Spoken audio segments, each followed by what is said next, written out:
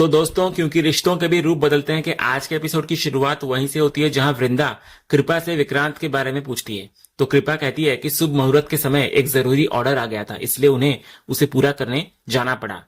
इसके बाद वृंदा ऋतिक को समझाती है कि मिस्टर ठाकुर इस कंपनी का सीएफओ है। तो अंगद बीच में बोलता है कि उसका नाम विक्रांत है और जो है यहाँ पर उसी से मिलवा दो। तो अंगद के इस अंदाज को देखकर वृंदा एक पल के लिए हैरान नजर आती है। फिर माहौल संभालते हुए वृंदा ऋतिक का परिचय कंपनी के बाकी लोगों से कराती है। वो कृपा के बारे में बताती है कि वो सीनियर मैनेजर है, जबकि रमेश अकाउंट्स की जिम्मेदारी संभालते हैं। उधर पंडित जी बार बार याद दिला रहे होते हैं कि मुहूर्त का समय निकलता जा रहा है, इसलिए अब पूजा शुरू कर देनी चाहिए। इसी बीच जब सभी लोग पूजा के लिए आगे बढ़ते हैं, तब भारती धीरे से अंगद को पूछती है कि क्या उसके और वृंदा के बीच सब कुछ ठीक हो गया है। लेकिन अंगद साफ शब्दों में कहता है कि अभी कुछ भी ठीक नहीं हुआ है। इसके बाद पंडित जी पूछते हैं कि पूजा में मुख्य रूप से कौन बैठेगा। तो भारती बिना किसी झिझक के अंगद और वृंदा का नाम लेती है। तो दोनों को आगे बुलाया जाता है। लेकिन जैसे ही दोनों आसन के पास पहुंचते हैं, वृंदा धीरे से अंगद को बोलती है कि वो उसके साथ बैठ नहीं सकती। तो अंगद तुरंत उसको याद दिलाता है कि उसने खुद कहा था कि परिवार के सामने कोई नाटक नहीं होगा, फिर अब ये दूरी क्यों दिखाई जा रही है। तो वृंदा का कहना होता है कि लोगों के सामने दिखावा किया जा सकता है, लेकिन भगवान के सामने नहीं। वहां सच छुपाया नहीं जा सकता। अंगद पूछता है फिर दूसरा कोई ऑप्शन है क्या।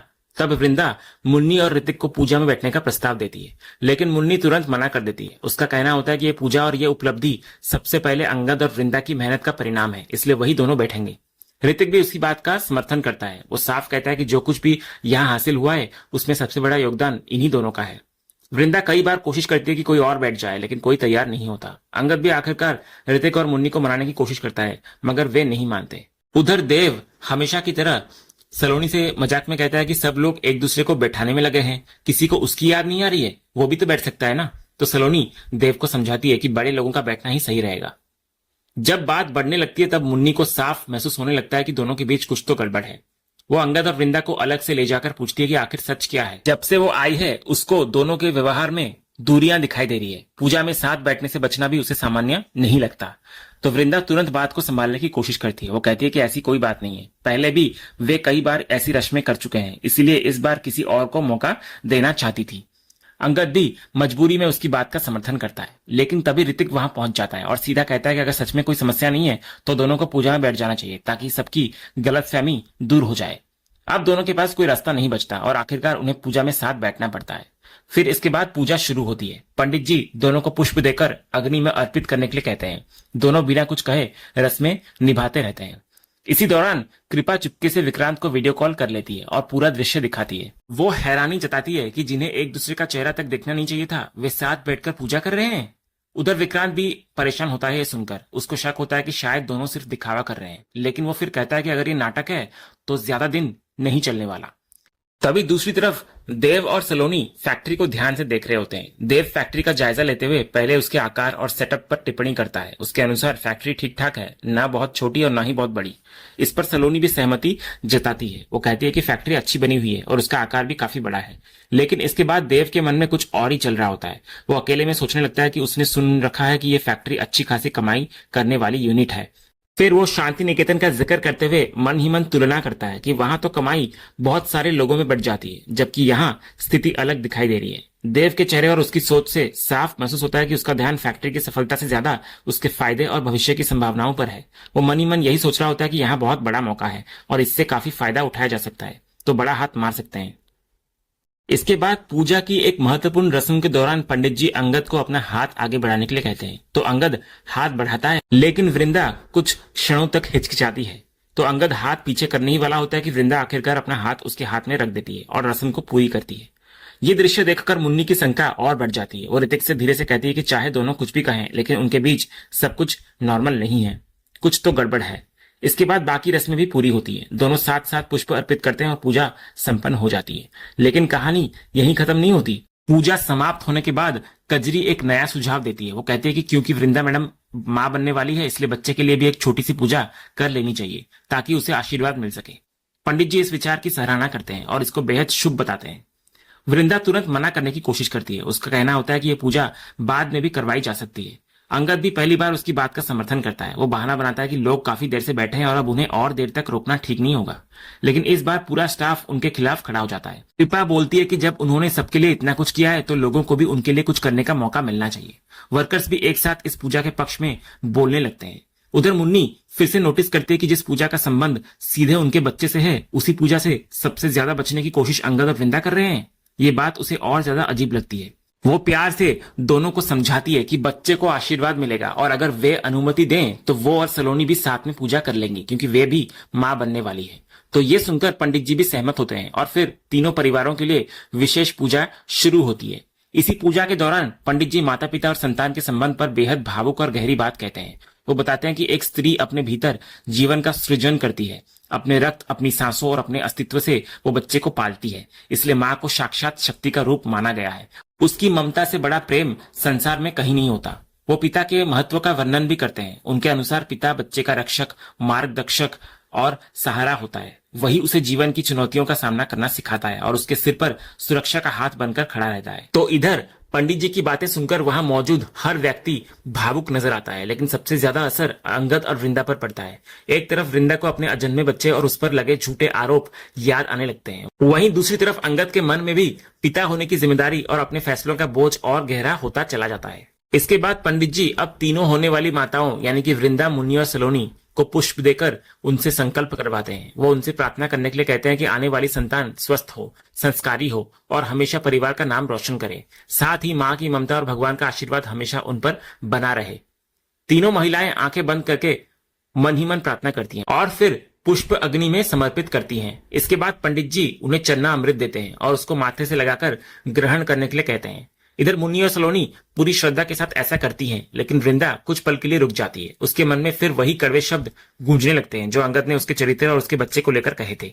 उसकी आंखों में दर्द साफ दिखाई देता है। फिर कुछ पल खुद को संभालने के बाद वो भी पूजा की रस्म पूरी करती है। अब पंडित जी तीनों होने वाली पिताओं यानी कि अंगद, ऋतिक और देव को पुष्प देते हैं। वो उनसे संकल्प लेने को कहते हैं कि वे अपने बच्चों की रक्षा करेंगे, उनका पालन पोषण करेंगे और एक जिम्मेदार पिता होने का हर कर्तव्य निभाएंगे। वो बताते हैं कि संतान माता पिता के प्रेम का सबसे बड़ा प्रतीक होती है और पिता का साया बच्चे की सबसे बड़ी ताकत माना जाता है। ऋतिक और देव श्रद्धा के साथ हाथ जोड़कर संकल्प लेने लगते हैं, लेकिन अंगद बिल्कुल शांत बैठा होता है। पंडित जी उसे भी हाथ जोड़ने के लिए कहते हैं, लेकिन वो कोई प्रतिक्रिया नहीं देता। जब दोबारा उसे संकल्प लेने के लिए कहा जाता है तभी उसके मन में सब कुछ एक साथ घूमने लगता है। डीएनए रिपोर्ट, वो रिकॉर्डिंग और वृंदा के खिलाफ पैदा हुई उसकी सारी गलतफहमियां। उसका मन इस बोझ को और झेल नहीं पाता। अचानक वो पूजा के बीच से उठकर खड़ा हो जाता है और वहां से निकल जाता है। उसका ये बर्ताव देखकर वहां मौजूद सभी लोग हैरान नजर आते हैं। सलोनी तुरंत वृंदा से पूछती है कि आखिर अंगद को हुआ क्या है। तभी स्थिति बिगड़ता देखकर भारती बीच में आती है और बात को संभालने की कोशिश करती है। वो सबको बताती है कि अंगद की तबीयत पहले से ठीक नहीं थी, शायद इसी कारण वो उठकर चला गया। उधर कृपा की वीडियो कॉल पर सब कुछ देख रहा विक्रांत मन ही मन खुश होता है। वो कहता है कि उसने पहले ही कहा था कि दोनों के बीच कुछ भी ठीक नहीं हुआ है और जो दिखाई दे रहा है वो सिर्फ दिखावा है। इसके बाद कहानी घर की तरफ बढ़ती है। घर पहुंचने के बाद ऋतिक, देव और बाकी लोग अंगद से जानना चाह रहे होते हैं कि आखिर पूजा के बीच ऐसा क्या हुआ कि वो अचानक उठकर चला आया। लेकिन अंगद हर बार यही कहता है कि कुछ नहीं हुआ और वो इस बारे में बात करना नहीं चाहता। मुन्नी भी उसको समझाने की कोशिश करती है। वो याद दिलाती है कि पूजा उसी के बच्चे के लिए रखी गई थी और वृंदा भी उसके साथ बैठी हुई थी। ऐसे में बीच में उठकर चले जाना बिल्कुल सामान्य बात नहीं है। लेकिन अंगद फिर भी कुछ नहीं कहता। अब मुन्नी खुलकर अपनी बात रखती है। वो कहती है कि जब से वो यहाँ आई है उसको दोनों के व्यवहार में बहुत बड़ा बदलाव महसूस हो रहा है। पहले जैसा अपनापन, प्यार और सहजता कहीं दिखाई नहीं दे रही। ऋतिक भी उसकी बात का समर्थन करता है। उसके अनुसार जो कुछ भी दिखाई दे रहा था वो भी मजबूरी वाला लग रहा था, दिल से नहीं। तो अब देव और सलोनी भी जानना चाह रहे होते हैं कि आखिर दोनों के बीच क्या चल रहा है। तब अंगद अचानक पलटकर सवाल करता है कि अगर समस्या दोनों के बीच है तो हर कोई सिर्फ उसी से क्यों पूछ रहा है, कोई वृंदा से क्यों नहीं पूछता। इसके बाद वो सीधे वृंदा की तरफ बढ़ता है और सबके सामने उसको सच बोलने के लिए कहता है। उसका कहना होता है कि अगर उसे सब कुछ पता है तो वो खुद सबको सच बता दे। ये सुनकर वृंदा अंदर तक टूट जाती है, रोती है। वो अंगद की तरफ देखकर सिर्फ इतना महसूस कर पाती है कि वो अब वो इंसान नहीं रहा जिसे वो जानती थी। उसके चेहरे पर घृणा, दर्द और निराशा साफ दिखाई देती है। वो कहती है कि डिस्गस्टिंग। इतना बोलकर वो रोते हुए अंदर चली जाती है। उसके पीछे मुन्नी और सलोनी भी कमरे के अंदर चली जाती हैं। उधर बाहर अंगद अब भी गुस्से और दर्द में डूबा हुआ होता है। वो ऋतिक और देव से कहता है कि उन्हें अंदाजा भी नहीं है कि उसके साथ क्या हुआ है, वृंदा ने क्या किया है। उधर कमरे के अंदर मुन्नी और सलोनी लगातार वृंदा से सच जानने की कोशिश करती हैं, लेकिन वृंदा की हालत ऐसी होती है कि वो कुछ बोल ही नहीं पाती। सलोनी उसको पानी देती है और शांत करने की कोशिश करती है। इधर बाहर ऋतिक अब गंभीर हो चुका होता है। वो अंगद को समझाता है कि जिस तरह वो वृंदा से बात कर रहा है वो बिल्कुल सही नहीं है। अभी अभी वो रोते हुए अंदर गई है और उसकी आंखों में साफ दर्द दिखाई दे रहा था। देव भी हैरान होता है। वो कहता है कि ये तो उनकी जिंदगी का सबसे खूबसूरत समय होना चाहिए, क्योंकि दोनों दोबारा माता पिता बनने वाले हैं। लेकिन तभी अंगद अपना आपा खो देता है। वो जोर से चिल्लाकर कहता है कि ये बच्चा उसका नहीं है। यह सुनकर पूरा घर जैसे थम जाता है। ऋतिक और देव हैरान नजर आते हैं। उधर कमरे के अंदर बैठी सलोनी, मुन्नी और वृंदा भी ये आवाज सुनकर हैरान हो जाती हैं। कुछ पल के लिए सबके चेहरे पर सिर्फ हैरानी दिखाई देती है। ऋतिक तुरंत अंगद को संभालने की कोशिश करता है, उसको बिठाता है, पानी देता है, लेकिन अंगद की हालत ऐसी होती है कि वो पानी तक नहीं पीता। उधर कमरे के अंदर मुन्नी और सलोनी अविश्वास के साथ वृंदा की तरफ देखती है।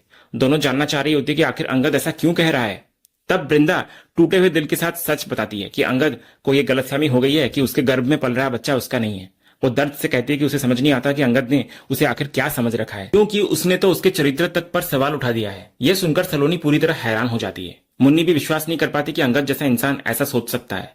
एक तरफ वृंदा के आंसू रुक नहीं रहे होते, दूसरी तरफ परिवार के बाकी लोग इस सच को सुनकर सदमे में होते हैं। और इसी सीन के साथ आज का यह एपिसोड यहीं पर खत्म होता है। तो दोस्तों, आपको आज के एपिसोड का अपडेट कैसा लगा, अपनी राय हमें कमेंट बॉक्स में जरूर बताएं। अगर आपको आज का ये वीडियो पसंद आया हो तो वीडियो को लाइक और शेयर जरूर करें, और ऐसे ही लेटेस्ट एपिसोड के अपडेट जानने के लिए हमारे इस चैनल को सब्सक्राइब करना ना भूलें और बेल आइकन को भी जरूर दबाएं। हम मिलते हैं अगले एपिसोड के अपडेट के साथ। तब तक के लिए धन्यवाद।